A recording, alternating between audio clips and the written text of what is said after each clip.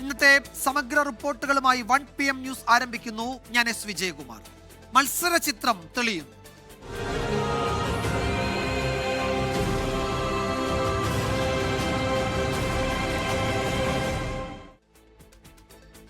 തദ്ദേശ തെരഞ്ഞെടുപ്പിൽ നാമനിർദ്ദേശ പത്രിക പിൻവലിക്കാനുള്ള സമയപരിധി 3 മണിക്ക് അവസാനിക്കും.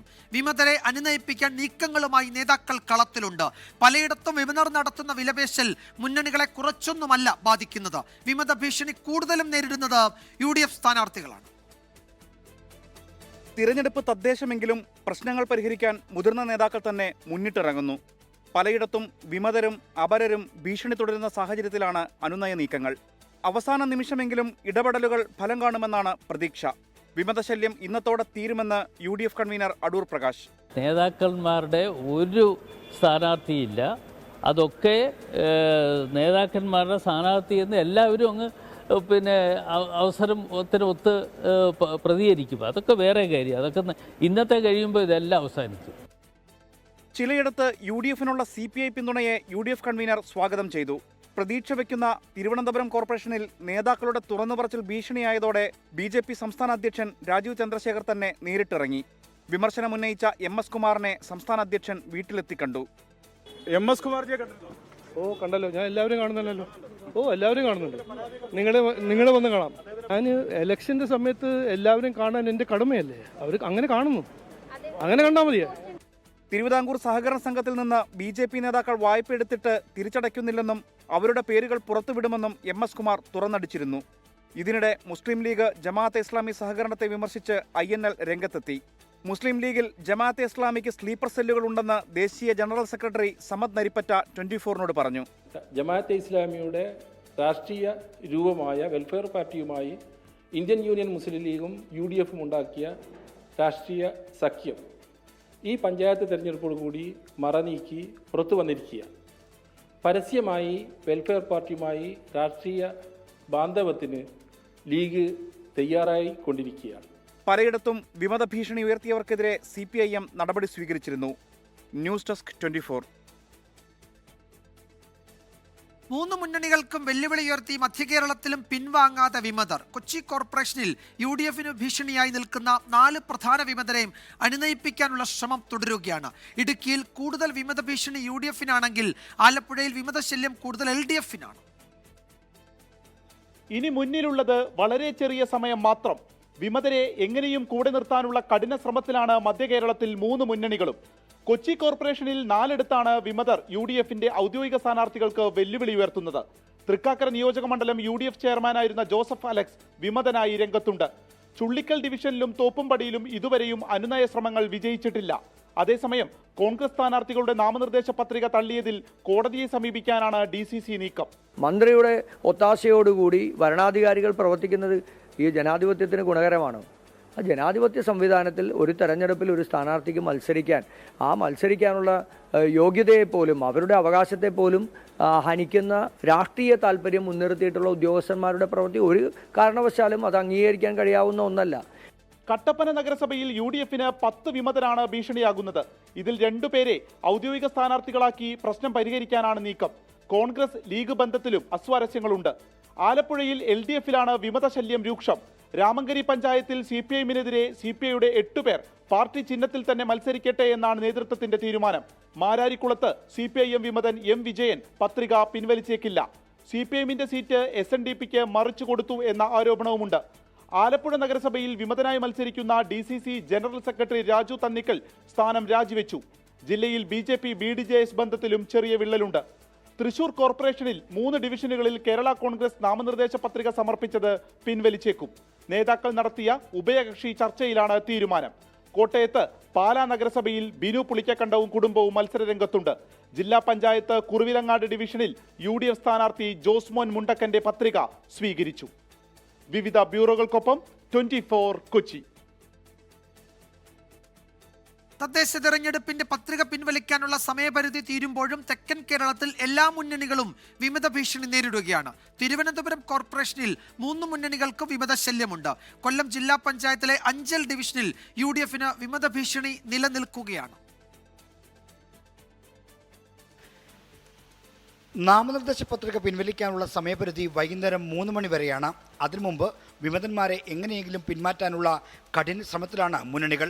അനുനയം, പുറത്താക്കൽ ഇങ്ങനെ എല്ലാ തന്ത്രങ്ങളും ഉപയോഗിച്ചാണ് വിമത ഭീഷണി ഒഴിവാക്കാൻ ശ്രമം നടക്കുന്നത്. തിരുവനന്തപുരം നഗരസഭയിൽ CPM-ന് 4 വിമതരുണ്ട്. കടുത്ത സമ്മർദ്ദത്തിനിടയിലും ആരും പത്രിക പിൻവലിക്കാൻ തയ്യാറല്ല. പാർട്ടി നേതൃത്വമൊക്കെ ബന്ധപ്പെട്ടെങ്കിലും അവർ പാർട്ടി ചില ഭാഗങ്ങൾ തിരുത്താൻ തയ്യാറല്ല. അതിൻ്റെ ഭാഗമായിട്ടാണ് ഞാൻ നിൽക്കുന്നത്. എങ്ങനെയുണ്ട് സാധ്യതകളോട്? ഇവിടെ എനിക്ക് അനുകൂലമാണ്. ജനം എന്നെ ഏറ്റെടുത്തു കഴിഞ്ഞു. UDF-നും തിരുവനന്തപുരം നഗരസഭയിൽ വിമതരുണ്ട്. വിവിധ വാർഡുകളിലായി 11 വിമതരാണ് UDF-ന് ഭീഷണി ഉയർത്തുന്നത്. ഇതുകൂടാതെ കേരള കോൺഗ്രസ് ജോസഫ് വിഭാഗം 5 വാർഡുകളിൽ ഒറ്റയ്ക്ക് മത്സരിക്കുന്നുമുണ്ട്. നെടുമങ്ങാട് മുനിസിപ്പാലിറ്റിയിൽ LDF-നും വർക്കല മുനിസിപ്പാലിറ്റിയിൽ LDF-നും UDF-നും വിമതശല്യമുണ്ട്. നെയ്യാറ്റിൻകര മുനിസിപ്പാലിറ്റിയിൽ എല്ലാ മുന്നണികളിലും ഒരുപോലെ വിമതശല്യം നേരിടുന്നു. ആറ്റിങ്ങൽ മുനിസിപ്പാലിറ്റി പരിധിയിൽ UDF-ന് മാത്രമാണ് വിമത ഭീഷണിയുള്ളത്. കൊല്ലം ജില്ലയിൽ വിമതശല്യം താരതമ്യേന വളരെ കുറവാണ്. ജില്ലാ പഞ്ചായത്തിൽ അഞ്ചൽ ഡിവിഷനിൽ UDF-ന് വിമതനുണ്ട്. പത്തനംതിട്ടയിൽ കോൺഗ്രസ് ലീഗ് തർക്കം തീർന്നതോടെ മുനിസിപ്പാലിറ്റിയിലെ വിമത ഭീഷണി ഒഴിവായി. 24 തിരുവനന്തപുരം. ഒരു പഞ്ചായത്തിലെ വാർഡിലേക്ക് ഒരു മുന്നണിയിൽ നിന്ന് 9 സ്ഥാനാർത്ഥികൾ. മലപ്പുറം പള്ളിക്കൽ പഞ്ചായത്തിലെ കൂട്ടാലുങ്ങലിലാണ് UDF-ലെ ഈ വിമത പ്രതിസന്ധി. ഔദ്യോഗിക സ്ഥാനാർത്ഥി ആര് എന്നതിൽ അവസാന മണിക്കൂറിലും വ്യക്തത വന്നിട്ടില്ല. കൂട്ടാലുങ്ങലിൽ മാത്രമല്ല, വടക്കൻ ജില്ലകളിൽ പലയിടത്തും വിമതരെ കൊണ്ട് പൊറുതിമുട്ടുകയാണ് മുന്നണികൾ. കോഴിക്കോട് കുന്നമംഗലത്തും ഫറോക്ക് നഗരസഭയിലുമാണ് UDF-ന് വിമത ഭീഷണി. കുന്നമംഗലത്തെ പ്രതിസന്ധി പരിഹരിച്ചെന്നാണ് പാർട്ടി അവകാശവാദം. ഫറോക്ക് മുനിസിപ്പാലിറ്റി 12ാം ഡിവിഷനിലേക്ക് കോൺഗ്രസ് മുസ്ലിം ലീഗ് സ്ഥാനാർത്ഥികൾ പത്രിക നൽകി. നാദാപുരം 1ാം വാർഡിലെ CPI-CPIM തർക്കം പരിഹരിച്ചു. CPI-CPI സ്ഥാനാർത്ഥികൾ നേരിട്ട് മത്സരിക്കാൻ തീരുമാനിച്ച വാർഡിൽ CPI local secretary CH Dineshan പത്രിക പിൻവലിക്കാൻ തീരുമാനിച്ചു. മലപ്പുറം പള്ളിക്കൽ പഞ്ചായത്ത് കൂട്ടാലുങ്ങൽ വാർഡിൽ ഔദ്യോഗിക സ്ഥാനാർത്ഥിയടക്കം UDF-ൽ നിന്ന് 9 സ്ഥാനാർത്ഥികളാണ് മത്സര രംഗത്തുള്ളത്. ഔദ്യോഗിക സ്ഥാനാർത്ഥി ആരെന്നതിൽ ഇനിയും തീരുമാനമായിട്ടില്ല. കോൺഗ്രസിൽ നിന്ന് 7 പേരും ലീഗിൽ നിന്ന് 2 പേരുമാണ് പത്രിക നൽകിയത്. കണ്ണൂർ കോർപ്പറേഷനിൽ 3ഇടത്താണ് UDF-ന് റിബൽ സ്ഥാനാർത്ഥികൾ. കോർപ്പറേഷൻ മേയറാകാൻ സാധ്യതയുള്ള നിലവിലെ ഡെപ്യൂട്ടി മേയർ P. ഇന്ദിര മത്സരിക്കുന്ന പയ്യാമ്പലത്ത് മഹിളാ കോൺഗ്രസ് നേതാവ് ബിന്ദു മത്സര രംഗത്തുണ്ട്. ആദ്യ കടലായിൽ റിജുൽ മാക്കുറ്റിക്കെതിരെ ലീഗ് വിമതനും രംഗത്തുണ്ട്. വാരം ഡിവിഷനിൽ മുസ്ലിം ലീഗ് ജില്ലാ വൈസ് പ്രസിഡന്റിനെതിരെ ലീഗ് ശാഖാംഗമാണ് മത്സര രംഗത്തുള്ളത്. പയ്യന്നൂർ നഗരസഭയിലെ 36ാം വാർഡിൽ LDF സ്ഥാനാർത്ഥിക്കെതിരെ മുൻ ബ്രാഞ്ച് സെക്രട്ടറി വൈശാഖ് മത്സര രംഗത്തുണ്ട്. കാസർഗോഡ് മുനിസിപ്പാലിറ്റിയിൽ ലീഗിന് 5 വിമതരാണുള്ളത്. കാഞ്ഞങ്ങാട് മുനിസിപ്പാലിറ്റിയിൽ LDF ഭരണസമിതിയിലെ നിലവിലെ standing committee chairman KV Saraswathi Madhuramkai ഡിവിഷനിൽ BJP പിന്തുണയോടെ മത്സരിക്കും. നിലമ്പൂർ നഗരസഭയിലെ മുമ്മുള്ളി ഡിവിഷനിൽ ലീഗിന് 2 വിമതരുണ്ട്. സമ്മർദ്ദ തന്ത്രത്തിൽ വഴങ്ങി ആരൊക്കെ പത്രികകൾ പിൻവലിക്കും? അന്തിമ സ്ഥാനാർത്ഥികൾ ആരൊക്കെ എന്നറിയാൻ ഇനി മണിക്കൂറുകളുടെ കാത്തിരിപ്പ് മാത്രം. വിവിധ ബ്യൂറോകൾക്കൊപ്പം നിഖിൽ പ്രമേഷ്, 24 കോഴിക്കോട്. അതേസമയം വയനാട്ടിൽ ജില്ലാ പഞ്ചായത്തിലേക്ക് വിമതനായി മത്സരിക്കുന്ന ജഷീർ പള്ളിവയൽ പത്രിക പിൻവലിച്ചേക്കും. 2 മണിയോടെ ജഷീർ തീരുമാനം പ്രഖ്യാപിക്കും എന്ന് നേതാക്കൾ പറഞ്ഞു. വയനാട് DCC അധ്യക്ഷൻ TG ഐസക്കും T. സിദ്ദിഖ് MLA-യും ജഷീറുമായി ചർച്ചകൾ നടത്തി. തനിക്ക് മുറിവേറ്റാലും പാർട്ടിക്ക് മുറിവേൽക്കാതിരിക്കാനുള്ള ശ്രമമാണ് നടത്തുന്നത് എന്ന് ജഷീർ പള്ളിവയൽ പ്രതികരിച്ചു. പാലക്കാട് നഗരസഭയിലെ കോൺഗ്രസ് സ്ഥാനാർത്ഥിയെ പിൻവലിപ്പിക്കാൻ BJP ശ്രമമെന്ന ആരോപണം. 50ാം വാർഡിലെ UDF സ്ഥാനാർത്ഥി K. രമേശ് ബാബുവിന്റെ വീട്ടിലേക്ക് പണവുമായി BJP നേതാക്കൾ എത്തിയെന്നാണ് പരാതി. ആരോപണം BJP നേതൃത്വം തള്ളി. പാലക്കാട് നഗരസഭയിലെ 50ാം വാർഡായ കണ്ണകി നഗർ വെസ്റ്റിലെ കോൺഗ്രസ് സ്ഥാനാർത്ഥിയാണ് K. രമേശ് ബാബു. LDF സ്ഥാനാർത്ഥിയുടെ നാമനിർദ്ദേശ പത്രിക സൂക്ഷ്മ പരിശോധനയിൽ തള്ളിയതോടെ കോൺഗ്രസും BJP-യുമാണ് നിലവിൽ മത്സരം. ഇന്നലെ രാത്രി നിലവിലെ BJP സ്ഥാനാർത്ഥിയും കൗൺസിലറും ഉൾപ്പെടെ രമേശ് ബാബുവിന്റെ വീട്ടിലെത്തിയെന്നാണ് ആരോപണം. ഒരു ഫോൺ വന്നു, സുനിൽ പറഞ്ഞാളാണ് വിളിച്ചത്. അപ്പോൾ അവർ നേരിട്ട് കാണണമെന്ന് പറഞ്ഞു എന്നെ. ഞാനിപ്പോൾ കാണാൻ പറ്റില്ല എന്ന് പറഞ്ഞു. അതിനുശേഷം പിന്നെ വാർഡ് മെമ്പർ ഇവിടുത്തെ ജയലക്ഷ്മി ചേച്ചി വന്നിട്ടുണ്ടായിരുന്നു. അപ്പോൾ ഇങ്ങനെ പിന്മാറാൻ പറയണം, നിങ്ങളുടെ ഇവിടുത്തെ അവസ്ഥയും ബുദ്ധിമുട്ടൊക്കെ അറിയാം, എന്താ വേണ്ടതെന്ന് വെച്ചാൽ ഞങ്ങൾ സഹായിക്കാം, പിന്മാറാൻ പറയണമെന്ന് ഒരു 2-3 തവണ ആവർത്തിച്ചിട്ട് പറഞ്ഞ് അവർ പോയിരിക്കുന്നു. സ്വാധീനിക്കാൻ ശ്രമിച്ചിട്ടില്ലെന്നും ആശംസ അറിയിക്കാനാണ് വീട്ടിൽ പോയതെന്നും കൗൺസിലർ ജയലക്ഷ്മി പറഞ്ഞു. കോൺഗ്രസ് ആരോപണം തള്ളി BJP പാലക്കാട് ജില്ലാ അധ്യക്ഷൻ പ്രശാന്ത് ശിവനും രംഗത്തെത്തി. സ്ഥാനാർത്ഥിയെ പിൻവലിപ്പിക്കേണ്ട ആവശ്യം ഭാരതീയ ജനതാ പാർട്ടിക്ക് ഇല്ല. ഇപ്പൊ ഇതിനകത്ത് അങ്ങനെ ഒരു സംഭവം നടന്നിട്ടില്ല. ഇല്ലാത്ത സംഭവത്തിനെ ഉണ്ടാക്കി പാലക്കാട് നഗരസഭയിൽ വലിയ വെപ്രാളത്തിനാണ് അവർ. പരാതിയിൽ പോലീസ് രമേശ് ബാബുവിന്റെയും കുടുംബത്തിന്റെയും മൊഴി രേഖപ്പെടുത്തി. പാലക്കാട് MP VK ശ്രീകണ്ഠൻ ഉൾപ്പെടെ രമേശ് ബാബുവിന്റെ വീട്ടിലെത്തിയിരുന്നു. 24 പാലക്കാട്. തദ്ദേശ തെരഞ്ഞെടുപ്പിൽ കണ്ണൂരിൽ 14 LDFന് എതിരില്ല. ആന്തൂർ നഗരസഭ, കണ്ണപുരം, മലപ്പട്ടം പഞ്ചായത്തുകളിലെയും ഈ വാർഡുകളിലാണ് എതിരാളികളില്ലാത്തത്. ഇവിടെ CPM ഭീഷണിപ്പെടുത്തുന്നു എന്നാണ് പ്രതിപക്ഷ ആരോപണം.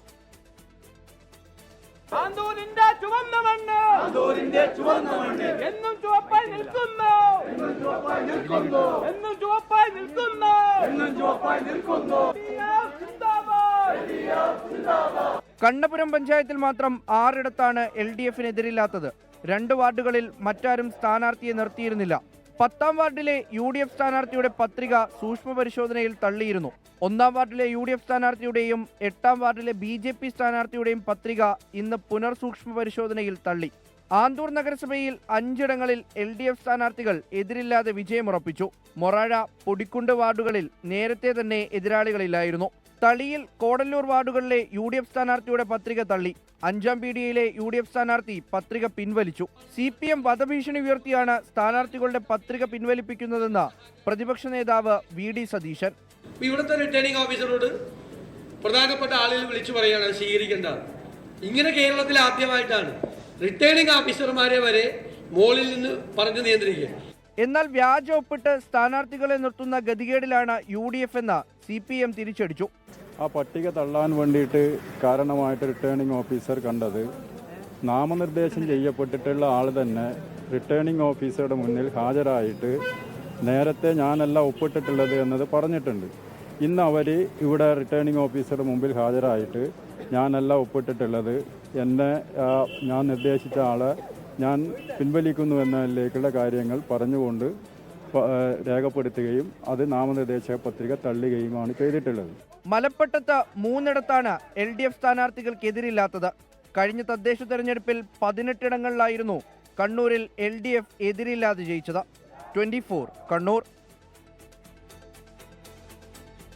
തദ്ദേശ തെരഞ്ഞെടുപ്പിൽ പ്രകടന പത്രിക പുറത്തിറക്കി UDF. ചരിത്രത്തിൽ ആദ്യമായി എല്ലാ വാർഡുകൾക്കും ഉപാധിരഹിത വികസന ഫണ്ട് നൽകും എന്നാണ് പ്രധാന വാഗ്ദാനം. ആശാ വർക്കേഴ്സിന് 2000 രൂപ പ്രതിമാസ അലവൻസ് നൽകും. തെരുവുനായ ശല്യത്തിന് പരിഹാരം കാണുമെന്നും പ്രകടന പത്രികയിൽ പറയുന്നു. നഗരങ്ങളിൽ വെള്ളക്കെട്ട് തടയാൻ പ്രത്യേക കർമ്മ പദ്ധതി തയ്യാറാക്കുമെന്നും പ്രകടന പത്രികയിലുണ്ട്.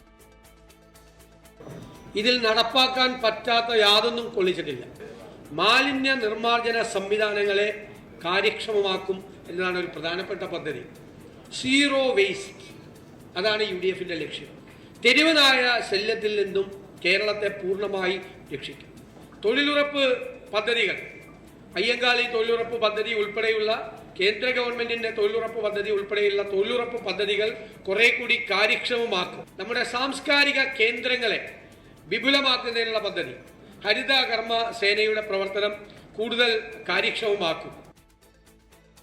SIR ജോലി സമ്മർദ്ദത്തെ തുടർന്ന് ആത്മഹത്യാ ഭീഷണി ഉയർത്തിയ കോട്ടയം മുണ്ടക്കയത്തെ BLO ആന്റണിയെ ആശ്വസിപ്പിച്ച് ജില്ലാ കളക്ടർ. BLOമാർക്ക് ആവശ്യത്തിന് വിശ്രമം അനുവദിക്കുമെന്ന് കളക്ടർ ചേതൻ കുമാർ മീണ പറഞ്ഞു. വിഷയത്തിൽ മുഖ്യ തെരഞ്ഞെടുപ്പ് ഓഫീസറും ഇടപെട്ടു. ഇലക്ഷൻ കമ്മീഷനും നിങ്ങളെ റവന്യൂയിലെ ഉദ്യോഗസ്ഥരും കൂടി ഞങ്ങളെ ചൂഷണം ചെയ്യുകയാണ്. എല്ലാ തരത്തിലും ചൂഷണം ചെയ്ത് ഞങ്ങളെ മാനസികമായിട്ടും ശാരീരികമായും പീഡിപ്പിച്ചിട്ടാണ് ഈ പണി ചെയ്യുന്നത്. ഈ അടിമപ്പണി ദയവായിട്ട് നിർത്തണം. സമനിലയും മാനസികമായിട്ടുള്ള ആരോഗ്യം നഷ്ടപ്പെട്ട് ഞാൻ അന്നെങ്കിൽ ആരെങ്കിലും കൊല്ലും, അല്ലെങ്കിൽ ആരെങ്കിലും എന്നെ കൊല്ലും. ഇന്നലെ രാത്രിയിൽ വില്ലേജ് ഓഫീസർ ഉൾപ്പെട്ട BLOമാരുടെ വാട്സപ്പ് ഗ്രൂപ്പിൽ മുണ്ടക്കയം സ്വദേശിയായ ആന്റണി അയച്ച ശബ്ദ സന്ദേശമാണിത്. ഇത് ചർച്ചയായതോടെ ജില്ലാ കളക്ടർ നേരിട്ടിടപെട്ടു.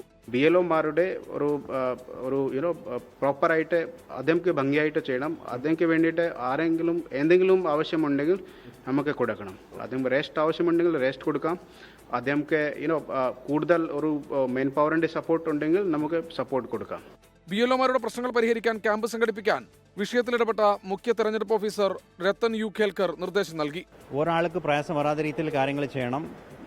BLOക്കുള്ള ഒരു ടാർഗറ്റ് ഇല്ല, അവർ ചെയ്യേണ്ട ഒരു ജോലി BLOയുടെ ജോലി മാത്രമല്ല, നമ്മുടെ ഒരു കൂട്ടായ്മ പ്രവർത്തനമാണ്.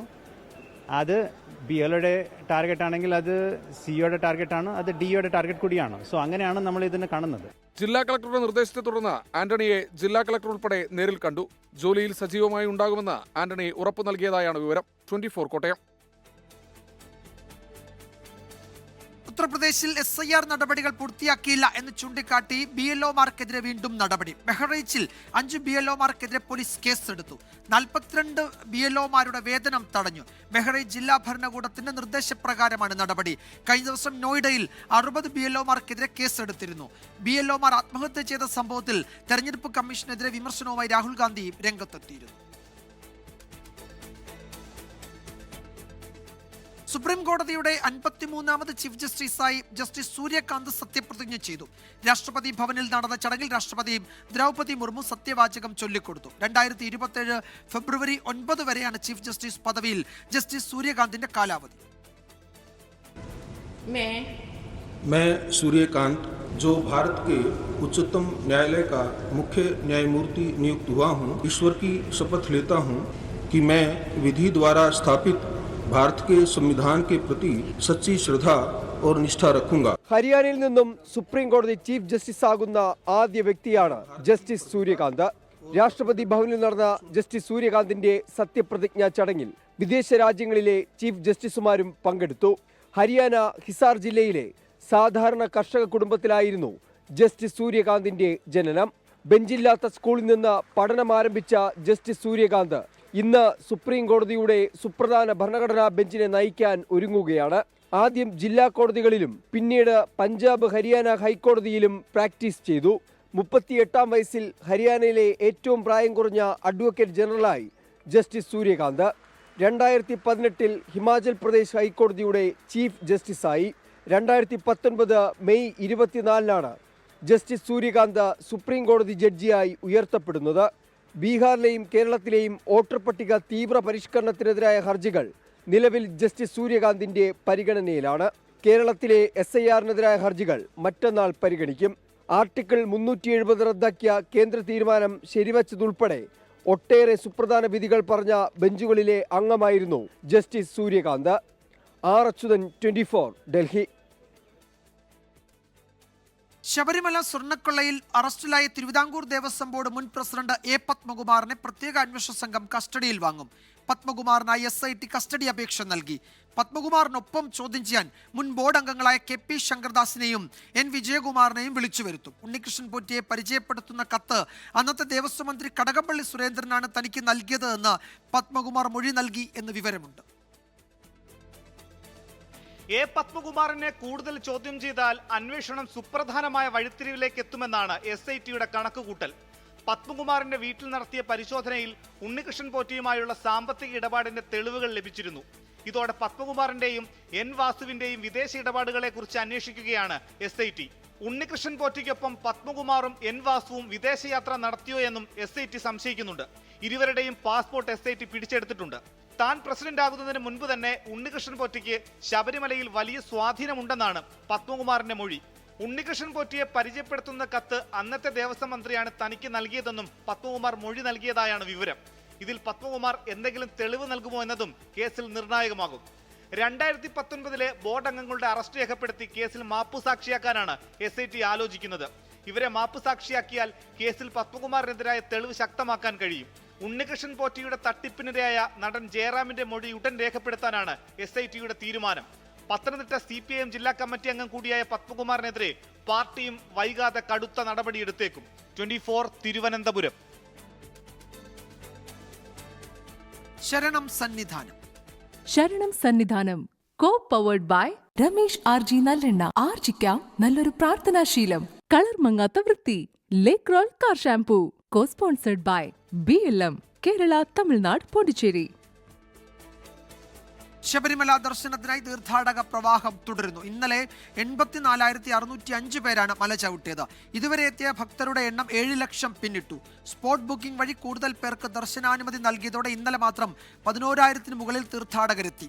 ഓരോ ദിവസത്തെയും തിരക്കിനനുസരിച്ച് സ്പോട്ട് ബുക്കിംഗ് അനുവദിക്കുന്നവരുടെ എണ്ണത്തിൽ മാറ്റം വരുത്താൻ ഹൈക്കോടതി അനുവാദം നൽകിയിട്ടുണ്ട്. ഇന്ന് ഉച്ചവരെ 50,000 പേർ മല ചവിട്ടിയെന്നാണ് പോലീസിന്റെ കണക്ക്. CPM സംസ്ഥാന കമ്മിറ്റി അംഗം P. മോഹനൻ കേരള ബാങ്ക് പ്രസിഡന്റായി തെരഞ്ഞെടുക്കപ്പെട്ടു. മുൻ MLA TV രാജേഷാണ് വൈസ് പ്രസിഡന്റ്. ഈ മാസം 21-നായിരുന്നു വോട്ടെടുപ്പ്. ഇടതുപക്ഷ ജനാധിപത്യ മുന്നണിയുടെ ഗവൺമെന്റിന്റെ ഇച്ഛാശക്തിയോടെയുള്ള ഇടപെടലും അതുപോലെ തന്നെ പരിശ്രമവുമാണ് യഥാർത്ഥത്തിൽ ദീർഘവീക്ഷണത്തോടെയുള്ള ഗവൺമെൻറ്റിൻ്റെ ഇടപെടലാണ് യഥാർത്ഥത്തിൽ കേരള ബാങ്ക് രൂപീകരണത്തിന് വഴിയൊരുക്കിയത്. 2019 രൂപം കൊണ്ട കേരള ബാങ്ക് ഇന്ന് കേരളത്തിലെ ജനങ്ങളുടെ പ്രതീക്ഷയ്ക്കനുസരിച്ച് ഉയരുന്നതിൽ വളരെയേറെ മുന്നോട്ട് പോയിട്ടുണ്ട്. നിർധനർക്കായി 24-മായി സഹകരിച്ച് Lulu group chairman M A Yusuf Ali പ്രഖ്യാപിച്ച വീടുകൾ നിർമ്മിക്കാൻ ആവശ്യമായ തുക കൈമാറി. 1 കോടി രൂപയുടെ cheque Lulu group media head NB Swaraj 24-ന് കൈമാറി 10 വീടുകൾ നിർമ്മിച്ചു നൽകും എന്നാണ് ലുലു ഗ്രൂപ്പ് പ്രഖ്യാപിച്ചത്. 24-ന്റെ 4ാം വാർഷികത്തോടനുബന്ധിച്ച് ലുലു ഗ്രൂപ്പ് പ്രഖ്യാപിച്ച 5 വീടുകളുടെ താക്കോൽ കൈമാറുന്ന ചടങ്ങിൽ വെച്ചാണ് 24-മായി സഹകരിച്ച് 10 വീടുകൾ കൂടി നിർമ്മിച്ചു നൽകാമെന്ന് Lulu group chairman M A Yusuf Ali പ്രഖ്യാപിച്ചത്. ഒരു 10 വീട് കൂടി നിങ്ങൾ തന്നെ ഇവിടെ ഉണ്ടല്ലോ, അവരെ തന്നെ ഏൽപ്പിക്കാം. നമ്മൾ 10 വീട്. ഈ പദ്ധതിയിലൂടെ 10 കുടുംബങ്ങളുടെ കണ്ണീരാണ് ഒപ്പുന്നത് എന്നും അസറ്റ് ഹോംസിന്റെ നേതൃത്വത്തിൽ 10 വീടുകളുടെ നിർമ്മാണം എത്രയും പെട്ടെന്ന് പൂർത്തിയാക്കുമെന്നും 24 chief editor R Sreekandan Nair പറഞ്ഞു. കേരളത്തിലെ 10 വീടുകൾ നൽകുന്നെന്ന് പറയുമ്പോൾ 10 കുടുംബമാണ് രക്ഷപ്പെടാൻ പോകുന്നത്. മാത്രമല്ല അവരുടെ കണ്ണീരൊപ്പാനുള്ള അദ്ദേഹത്തിൻ്റെ ഒരു ശ്രമത്തിൻ്റെ ഭാഗമായിട്ട് ഞങ്ങളത് ഏറ്റെടുക്കുന്നു. ഇപ്പോൾ 1 കോടി രൂപ അദ്ദേഹം നൽകിയിരിക്കുകയാണ്. ആ 1 കോടി രൂപ അദ്ദേഹത്തിന് ഞങ്ങളെപ്പോഴും പറയുന്നത് ഇതിൽ 1 രൂപ പോലും പാഴായി പോകാതെ സാധുക്കളായ നമ്മുടെ നിർധനരായ സഹായം ആവശ്യമുള്ള ആൾക്കാരിൽ എത്തിച്ചേരും. അപ്പോൾ ഈ 10 വീടുകൾ നമ്മൾ ഉടൻ തന്നെ നിർമ്മിച്ചു നൽകും. അതിവേഗത്തിൽ ഈ വീടിൻ്റെ നിർമ്മാണം പൂർത്തിയാക്കുകയും ചെയ്യും. അസറ്റ് ഹോംസാണ് ആ വീട് നന്നായിട്ട് നിർമ്മിച്ചിരിക്കുന്നത്. എൻ്റെ മാനേജിംഗ് ഡയറക്ടർ സുനിൽകുമാർ പ്രത്യേകമായിട്ട് ഒരു താല്പര്യം എടുത്താണ് ഈ വീടുകളൊക്കെ നിർമ്മിക്കുന്നത്. Lulu group chairman Shri M A Yusuf അലിക്ക് വളരെ നന്ദി. മികച്ച നിലവാരത്തിലുള്ള 10 വീടുകളാണ് നിർമ്മിക്കാൻ ഉദ്ദേശിക്കുന്നതെന്ന് 1 കോടി രൂപയുടെ ചെക്ക് കൈമാറിയ ശേഷം Lulu group media head NB Swaraj അറിയിച്ചു. 24-ന്റെ ഉദ്യമത്തിന് ലുലു ഗ്രൂപ്പിന്റെ ആശംസകളും നേർന്നു. 24-ന്റെ ഈ നല്ല ഉദ്ദേശം പാവപ്പെട്ട ആളുകൾക്ക് അന്തിയുറങ്ങാൻ ഒരു വീടെന്ന ആശയം, അത് ആധുനിക സൗകര്യങ്ങളോടെ ഏറ്റവും നല്ല മെച്ചപ്പെട്ട സൗകര്യങ്ങളോടുകൂടിയ വീടുകളാണ് ആ കഴിഞ്ഞ ചടങ്ങിൽ സമർപ്പിച്ചത്. അതിനേക്കാളും സൗകര്യങ്ങൾ കൂടിയ വീടുകൾക്കുള്ള തുകയാണ് ഇന്നിവിടെ നൽകിയത്. ഈ സംരംഭത്തിന് 24-ന്റെ ഈ നല്ല സംരംഭത്തിന് എല്ലാവിധ ആശംസകളും യൂസഫ് അലി സാർ അറിയിച്ചിട്ടുണ്ട്. ഞങ്ങളെല്ലാവരുടെയും ലുലു ഗ്രൂപ്പിലെ എല്ലാ ജീവനക്കാരുടെയും പിന്തുണ കൂടി ഈ അവസരത്തിൽ 24-ന് അറിയിക്കുന്നു. ചടങ്ങിൽ Lulu group manager V Peethambaran, 24 head of news C Unnikrishnan എന്നിവരും പങ്കെടുത്തു. News desk 24. ലോകത്തെവിടെയായാലും ഏത് സമയത്തും 24 വാർത്തകളും ഓഗ്മെന്റഡ് റിയാലിറ്റി പാക്കേജുകളും എക്സ്പ്ലെയിനറുകളും വിശദമായി കാണാൻ ഞങ്ങളുടെ യൂട്യൂബ് ചാനൽ നിങ്ങൾക്ക് സബ്സ്ക്രൈബ് ചെയ്യാം.